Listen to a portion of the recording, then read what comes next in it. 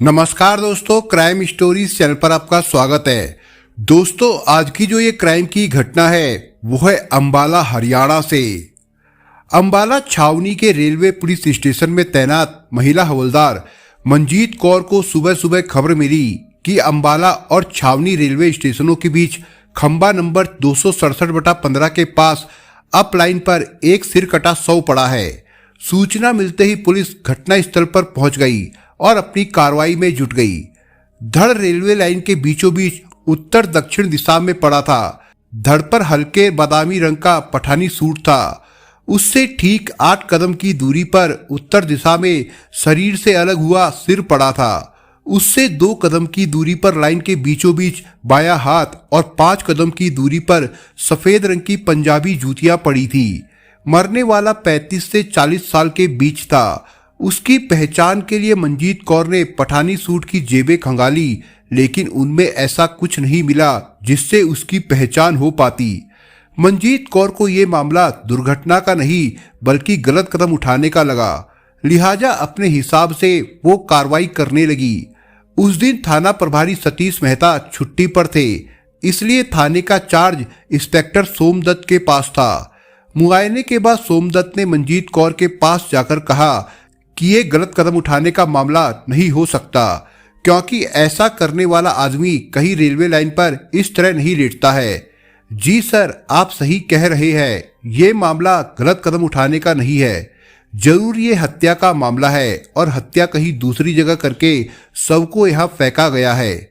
इसके पीछे का षड्यंत्र तो जांच के बाद ही पता चलेगा। ठीक है, कानूनी कार्रवाई करके शव को पोस्टमार्टम के लिए भिजवाइए, सोमदत्त ने एसआई ओमवीर से कहा।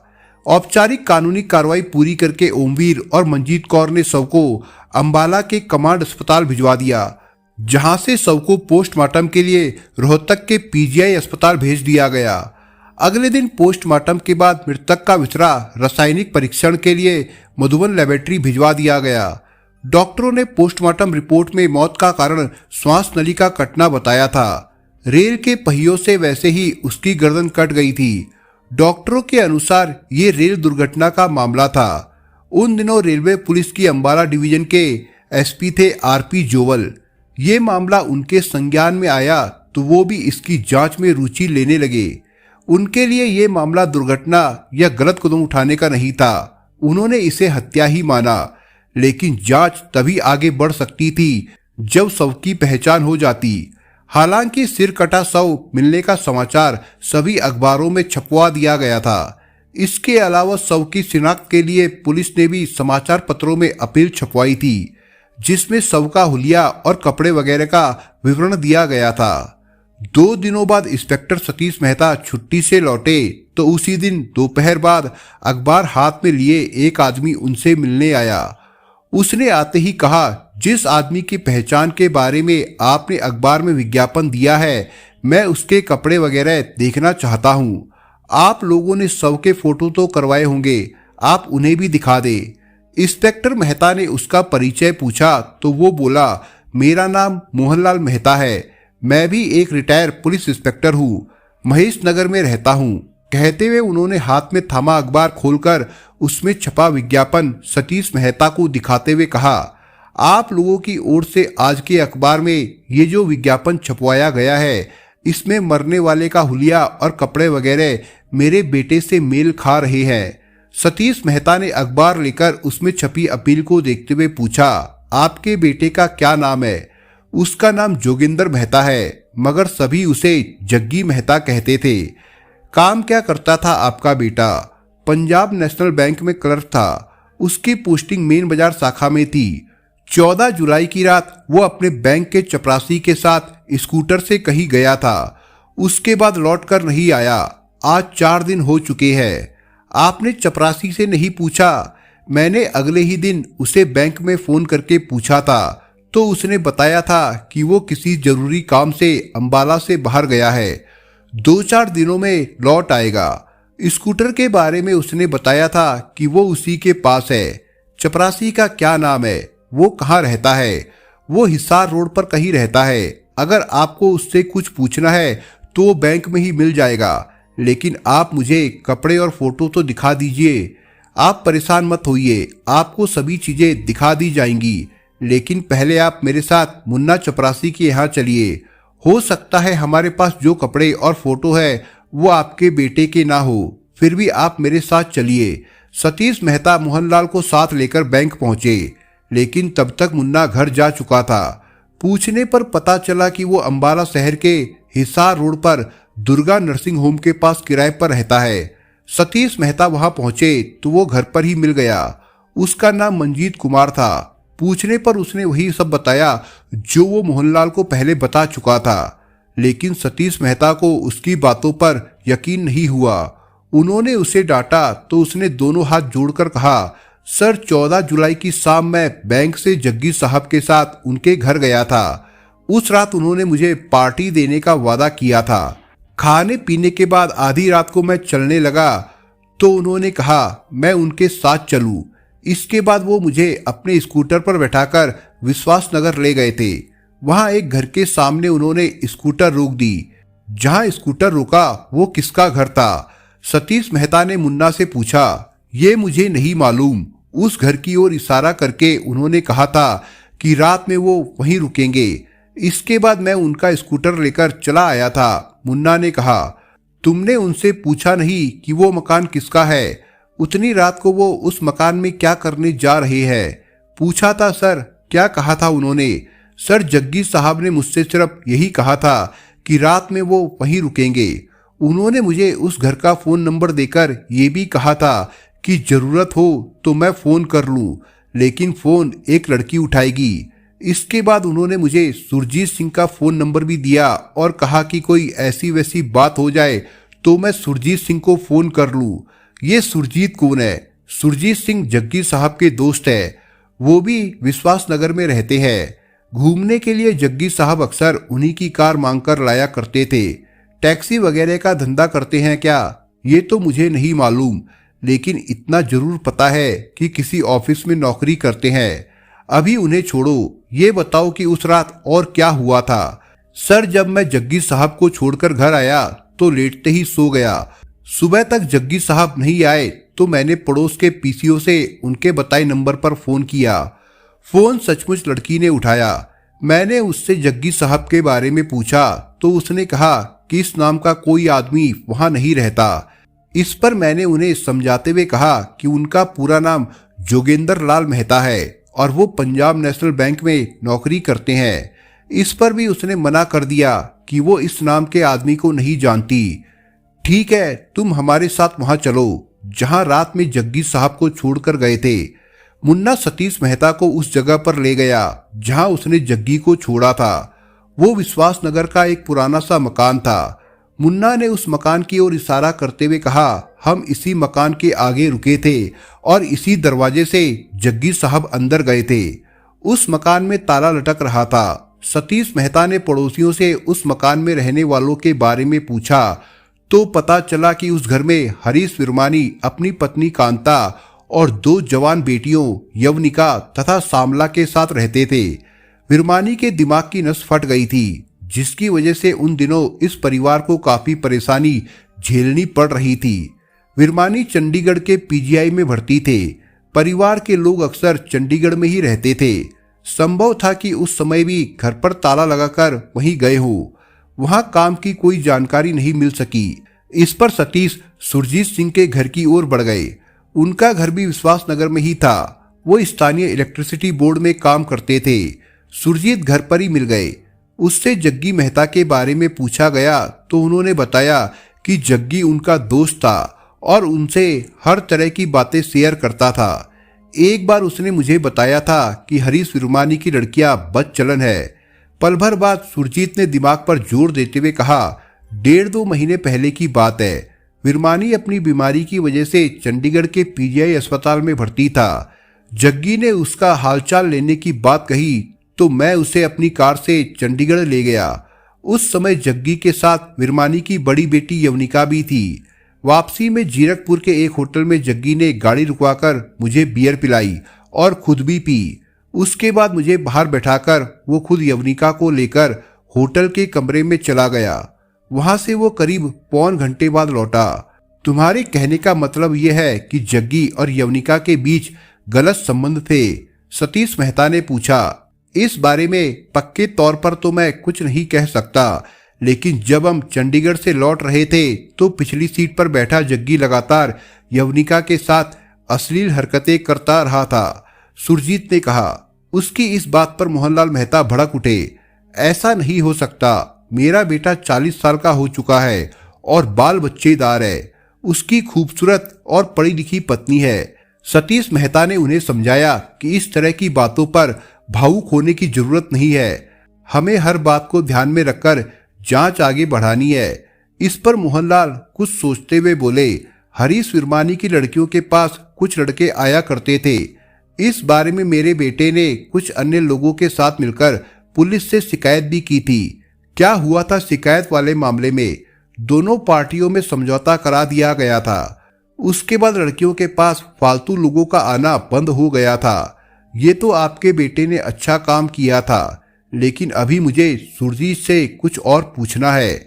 आपके कुछ पूछने से पहले मैं एक बात जानना चाहता हूँ। आप जिस जग्गी मेहता के बारे में पूछ रहे हैं, उसने कुछ कर दिया है क्या? वो गायब है और हमें उसकी तलाश है। सुरजीत का घर दूर नहीं था। इंस्पेक्टर सतीश मेहता मोहनलाल को लेकर उसके घर पहुंचे। वो घर पर ही था। मेहता ने उससे पूछा, 14 जुलाई की रात जग्गी मेहता से तुम्हारी कोई बातचीत हुई थी? जी सर, उस रात वो मेरे पास आया था। आते ही उसने यवनिका को फोन किया था। उसके प्रोग्राम के अनुसार उस रात उसे यवनिका के साथ रहना था। उसने मुझसे 2000 रुपए मांगते हुए कहा था कि अगर उसे कार की जरूरत पड़ी तो वो मेरी कार ले जाएगा, लेकिन मैंने उसे कार देने से इनकार कर दिया था। इसकी वजह यह थी कि वो मेरा दोस्त जरूर था, लेकिन वो बाल बच्चेदार था, इसलिए मुझे ये ठीक नहीं लगा। तुम्हारे पास वो अकेला ही आया था? जी, वो अकेला ही आया था। उसका चपरासी मुन्ना साथ नहीं था? जी नहीं, वो साथ में नहीं था। जग्गी ने मुझे बताया कि उसे अपने घर पर बैठाकर वो शराब लेने आया था। फिर क्या हुआ था? वो मुझसे 2000 रुपए लेकर चला गया था। आधी रात के बाद उसका फोन आया था। तब उसने कहा था कि वो यवनिका के घर से बोल रहा है। उसने एक बार फिर कार मांगी थी, लेकिन मैंने मना कर दिया था। उसके बाद क्या किया था उसने? क्या किया पता नहीं, शायद टैक्सी लेकर अंबाला से कहीं बाहर चला गया होगा। इसके बाद सतीश मेहता मोहनलाल के घर जा पहुंचे। जग्गी मेहता की पत्नी का नाम संतोष था। वो पब्लिक स्कूल में टीचर थी। सतीश मेहता ने शालीनता के साथ पति पत्नी के रिश्तों के अलावा जग्गी के बारे में कुछ जरूरी बातें पूछी और मोहनलाल के साथ थाने लौट आए। वापस लौटकर उन्होंने थाने में रखे शव के कपड़े और फोटो मोहनलाल को दिखाए तो उन्होंने रोते हुए कहा, ये कपड़े और फोटो मेरे बेटे के हैं। सतीश मेहता ने उन्हें सांत्वना दी और समझाकर कहा, आप एक अर्जी लिखकर दे ताकि हम रिपोर्ट लिखकर आगे की कार्रवाई शुरू करें। क्या आप इस अभागे बाप को बेटे का शव दिखा देंगे? लेकिन एक दिन पहले ही शव को लावारिस मानकर उसका अंतिम संस्कार कर दिया गया था। ये बात सतीश मेहता ने उन्हें बता दी। दुखी मन से मोहनलाल मेहता उठे और धीरे धीरे चलते हुए थाने से बाहर निकल गए। उनकी मानसिक दशा देखकर सतीश मेहता ने कुछ कहना उचित नहीं समझा। मोहनलाल मेहता दोबारा थाने नहीं आए तो उन्हें बुलाने के लिए सिपाही भेजे गए, लेकिन वो टालते रहे। इससे पुलिस को लगा कि शायद वो बेटे की बदनामी से डर गए हैं। लेकिन 2 अगस्त की सुबह मोहनलाल मेहता बेटे की हत्या की रिपोर्ट दर्ज कराने आ पहुंचे। उनकी तहरीर के आधार पर यवनिका, सामला, अमित और सुनील को संदिग्ध मानते हुए नामजद रिपोर्ट दर्ज कर ली गई। रिपोर्ट दर्ज होने के बाद सतीश मेहता ने एसपी आरसी जोवल से संपर्क किया तो उन्होंने कार्रवाई का आदेश दे दिया। सतीश मेहता ने अपनी एक टीम गठित की जिसमें एसआई सोमदत्त, एएसआई गुरमेल सिंह, हवलदार आनंद किशोर, अश्वनी कुमार, राधे श्याम के अलावा कुछ महिला पुलिस कर्मियों को भी शामिल किया गया। जब ये टीम कार्रवाई के लिए मॉडल टाउन की ओर जा रही थी तो रास्ते में उन्हें स्थानीय नेता दिलीप चावला मिल गए। औपचारिक बातचीत के बाद सतीश मेहता ने उन्हें जग्गी के सिर कटे शव मिलने वाली बात बताई तो उन्होंने कहा, जग्गी मेहता का कत्ल 2 लड़कियों यवनिका, सामला और 2 लड़कों अमित और सुनील ने किया है। आपको कैसे पता चला? कुछ देर पहले वे चारों मेरे पास मदद के लिए आए थे। लेकिन मुझे उनकी मदद करना उचित नहीं लगा, इसलिए मैंने मना करके उन्हें अपने घर से भगा दिया। आपको पुलिस को बताना चाहिए था। खैर, इस समय वे कहाँ होंगे? मेरे पास से जाते समय उन्होंने अपने अपने घर लौट जाने की बात कही थी। मैं समझता हूं कि इस समय वे अपने अपने घरों में ही होंगे। सतीश मेहता ने ये बात एसपी आरसी जुवल को बताई तो उन्होंने सीआईए इंस्पेक्टर खुशहाल सिंह के नेतृत्व में एएसआई हरवंशलाल, हवलदार ललित कुमार, सिपाही रणबीर सिंह, बलबीर सिंह और सोहनलाल की एक टीम बनाकर उनकी सहायता के लिए भेज दी। अब तक सतीश मेहता के बुलाने पर थाने की महिला एएसआई सुदर्शना देवी, हवलदार संगीता, मंजीत कौर, सिपाही धर्मपाल कौर भी तैयार होकर आ पहुंची थी। सतीश मेहता अपनी पुलिस टीम के साथ विश्वासनगर की ओर चल पड़े। ये पुलिस टीम हरीश विरमानी के घर पहुंची तो यवनिका और सामला घर पर ही मिल गई। पुलिस वालों को देखकर उन लड़कियों को घबरा जाना चाहिए था, लेकिन घबराने के बजाय उन्होंने अपना अपराध स्वीकार करते हुए सरेंडर कर दिया। इसके बाद खुशहाल सिंह दिलीप चावला को साथ लेकर अमित और सुनील को गिरफ्तार करने चले गए। संयोग से वे दोनों भी अपने अपने घरों पर मिल गए। उन्होंने भी जग्गी मेहता के कत्ल का अपराध स्वीकार कर लिया था।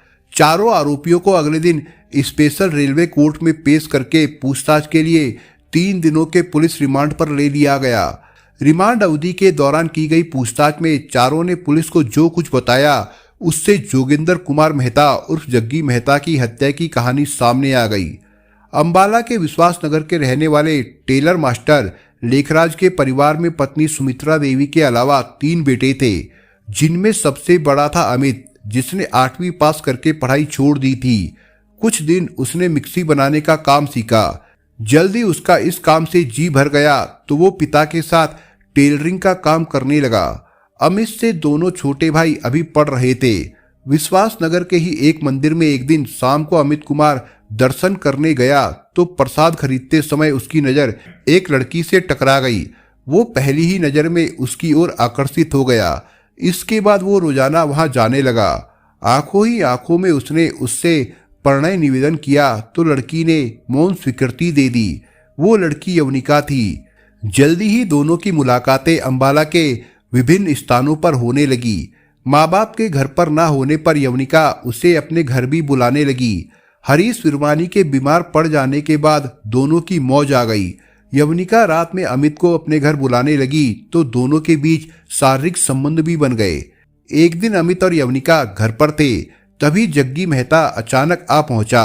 हरीश विरमानी से उसका अच्छा परिचय था। उसकी हालचाल लेने वो वहां आया था। माँ बाप के नहीं होने में अमित को देखकर जग्गी ने कहा, विरमानी साहब तो अस्पताल में है, तुम्हारी माँ और बहन भी शायद वहीं गई होंगी। ऐसे में तुम इस लड़के के साथ अकेली क्या कर रही हो? जग्गी मेहता ने ये बात यवनिका से कही थी, लेकिन उसके बजाय जवाब अमित ने दिया, तुम्हें क्या ऐतराज है? मुझे इसमें क्या ऐतराज हो सकता है? मेरे कहने का मतलब यह है कि तुम भी ऐश करो और कभी कभी मुझे भी करवा दिया करो। जग्गी यवनिका के पिता का दोस्त था, उम्र में भी लगभग उनके बराबर था। पिता के दोस्त की बातें सुनकर उसे बड़ा अजीब लगा, लेकिन उसके मन में चोट था, इसलिए वो चुप रही। जबकि अमित से ये बात बर्दाश्त नहीं हुई। वो जग्गी को हड़काते हुए बोला, तुम हमारे लिए पहले भी मुसीबत बनते रहे हो। उस दिन पुलिस बुलाकर तुम हमारे ऊपर इस तरह रौब डाल रहे थे जैसे तुम कहीं के मजिस्ट्रेट हो। ध्यान से सुन लो, यवनिका मेरी है। हम दोनों एक दूसरे को जी जान से चाहते हैं और जल्द ही शादी भी करने वाले हैं। भाई, जब तुम्हें शादी करनी हो कर लेना। मैं इससे कहाँ शादी करने जा रहा हूँ। तुम शादीशुदा हो और तुम्हारे बच्चे भी हैं, इसलिए तुम्हें ये सब शोभा नहीं देता। तुम हमारे रास्ते में मत आओ। वाह, तुम तो बड़े अकड़ रहे हो भाई। एक बात याद रखना, मेरा नाम जग्गी मेहता है। मैं तुम्हें ऐसा सबक सिखाऊंगा कि जिंदगी भर याद रखोगे। ये कहकर जग्गी पैर पटकता हुआ चला गया। विश्वासनगर में ही सिंगाराराम रहते थे, लेकिन कुछ समय पहले ही उनकी मौत हो गई थी। उनके परिवार में पत्नी दुलारी देवी के अलावा 3 बेटे थे। उनका बीच वाला बेटा सुनील कुमार था, जो 10वीं पास करके सेल्समैनी करने लगा था। अमित और सुनील एक ही कॉलोनी में आगे पीछे के मकानों में रहते थे, इसी वजह से दोनों में परिचय था। अमित का जिन दिनों यवनिका के साथ इश्क परवान चढ़ा था। एक दिन उसने यवनिका को अपनी गर्लफ्रेंड बताकर सुनील से मिलवाया। इसके बाद अमित ने सुनील का परिचय यवनिका की छोटी बहन सामला से करवा दिया तो उनके बीच में भी दोस्ती हो गई। बड़ी बहन की देखा देखी किसी के बाहों में समाने को वो भी मचल रही थी। सुनील से दोस्ती हुई तो वो भी उससे संबंध बना बैठी। इसके बाद दोनों बहनें जब घर में अकेली होती सुनील और अमित को बुलाकर रासलीला रचाती। 17 जून को जग्गी मेहता सुरजीत सिंह की कार में हरीश विरमानी का हालचाल लेने चंडीगढ़ जा रहा था। जाने से पहले उसने फोन करके यवनिका को भी साथ चलने को कहा। उसने जाने से मना किया तो जग्गी ने कहा कि उसके साथ एक परिवार और जा रहा है। इसके बाद यवनिका उसके साथ चंडीगढ़ चलने को तैयार हो गई। उस दिन शाम को अंबाला लौटने पर अमित यवनिका से मिला तो उसने रोते हुए कहा, अमित, आज जग्गी मेहता ने मेरे साथ बहुत गलत किया। वो बहुत गंदा आदमी है। क्या किया उसने तुम्हारे साथ? जाते समय तो सब ठीक रहा, लेकिन लौटते समय जीरकपुर पहुंचे तो वहां के एक होटल के सामने जग्गी ने कार रुकवा दी। अंदर जाकर दोनों ने बियर पी। इसके बाद जग्गी मुझे होटल के कमरे में ले गया। सुरजीत बाहर ही बैठा रहा। जग्गी ने कमरे में ले जाकर मेरे साथ जबरन मुंह काला किया। क्या उसने तुम्हारे साथ जबरदस्ती की और तुमने शोर भी नहीं मचाया? मैं अकेली लड़की क्या कर सकती थी? डर के मारे मेरे मुंह से आवाज तक नहीं निकली, लेकिन अब मैं उसे जिंदा नहीं रहने दूंगी। बस तुम्हें मेरा साथ देना होगा, यवनिका ने गुस्से में कहा। इसके बाद दोनों ने जग्गी मेहता की हत्या की योजना बनाने के साथ सामला और सुनील से बात की। चारों ने इस मुद्दे पर एक अनूठी योजना तैयार की। उसी योजना के तहत लोहे का एक बड़ा ट्रंक खाली कर लिया गया। करंट लगाकर मारने के लिए बिजली के तार की भी व्यवस्था की गई, लेकिन यवनिका को ये योजना पसंद नहीं आई। इसके बाद खूब सोच समझकर जो योजना तैयार की गई उसके अनुसार 14 जुलाई की दोपहर यवनिका ने जग्गी के घर फोन करके बैंक का नंबर ले लिया। इसके बाद बैंक फोन किया। जिस आदमी ने फोन उठाया उसने लड़की की आवाज सुनकर कहा, जग्गी का रोज का यहाँ यही हाल है, कभी सविता का फोन आता है तो कभी किसी और का। इसके बाद उसने जग्गी मेहता को आवाज लगाई। जग्गी मेहता ने पहले यवनिका के पिता का हालचाल पूछा। इसके बाद जीरकपुर वाली घटना का जिक्र करके उसे उकसाने की कोशिश करने लगा। इसके बाद यवनिका ने उसे रात में अपने घर आने को कह दिया। जग्गी ने किसी होटल में चलने को कहा तो यवनिका ने घर में ही रात बिताने को कहा। उसी रात 10:30 बजे जग्गी मेहता ने यवनिका को फोन किया। एक बार फिर उसने रात कहीं बाहर बिताने को कहा तो यवनिका ने साफ साफ कहा, आना है तो घर पर आओ, मैं बाहर नहीं जाऊंगी। घर में कोई खतरा नहीं है, घर में सामला और मैं ही हूँ। ठीक है, मैं रात को 12 बजे या 12:30 बजे के बीच आता हूँ। इसके बाद योजना के अनुसार सुनील बाजार से शराब ले आया। अमित ने नशे की गोलियों का इंतजाम किया। जिस कमरे में जग्गी मेहता को जाना था वहां पड़े बेड पर सुनील चादर ओढ़कर लेट गया। घर का दरवाजा खुला छोड़ दिया गया। एकदम सही समय पर जग्गी पहुंच गया। अमित रसोई में छिप गया। सामला और यवनिका जग्गी को प्यार से अंदर ले आई। जग्गी अपने भाग्य पर इतराते हुए शहंशाह की तरह आया। कमरे में पहुंचकर बेड पर किसी को लेटा देखकर पूछा, ये कौन लेटा है? दादी अम्मा है, अभी कुछ देर पहले अचानक आ गई, लेकिन तुम्हें घबराने की जरूरत नहीं है, अफीम खाकर आराम से पड़ी रहती है। फिर तुम जरा धीरे बोलना, यवनिका ने कहा। इसके बाद वहीं से सुरजीत सिंह को फोन किया। फोन करने के बाद यवनिका ने उसका हाथ पकड़कर कहा, चलो उधर दीवान पर चलो, अपने कपड़े उतारना चाहो तो उतार लो। जग्गी अपनी जगह से उठकर दीवान पर इत्मीनान से बैठ गया। शराब की बोतल पहले ही वहां रखी गई थी। बोतल देखकर उसने यवनिका से गिलास लाने को कहा। नशे की गोलियां पीसकर यवनिका ने पहले से ही स्टील के गिलास में डाल रखी थी। जग्गी के पास आकर उसने खुद ही गिलास में शराब डाली और उसे हिलाते हुए जग्गी की ओर बढ़ा दिया। जग्गी पहले ही शराब पीकर आया था। यवनिका के हाथों उसने 2 पैग और चढ़ा लिए, वो भी नशीली दवा के साथ। थोड़ी ही देर में वो नशे में झूमने लगा। इसके बाद यवनिका और सामला से बोला, तुम दोनों भी मेरे साथ थोड़ी पियो। यवनिका रसोई में गई और 2 गिलासों में थम्सअप ले आई। रसोई में जाते समय वो शराब की बोतल साथ ले गई थी, इसलिए उन्हें थम्सअप पीते देखकर जग्गी को लगा कि वे भी शराब पी रही है। अब तक झूमते हुए उसने अपने कपड़े उतार दिए थे। जग्गी मेहता ने जैसे ही कपड़े उतारे, सुनील ने जल्दी से सामने आकर उसकी फोटो खींच ली। ठीक उसी समय अमित भी वहां आ गया। कैमरे की फ्लैश से जग्गी की आंखें चुंधिया गई। अमित और सुनील को सामने पाकर वो आंखें मलते हुए चिल्लाया, कबाब में हड्डी बनने के लिए तुम लोग यहाँ क्यों आए हो? दिन रात तुम लोग ऐश करते हो, मैंने कभी अड़ंगा डाला है? अमित ने उसके दोनों हाथ पकड़कर पूछा, तुमने मेरी यवनिका को पीजीआई ले जाने के बहाने रास्ते में होटल में दुष्कर्म किया था ना? नहीं तो मैंने कब उसके साथ दुष्कर्म किया?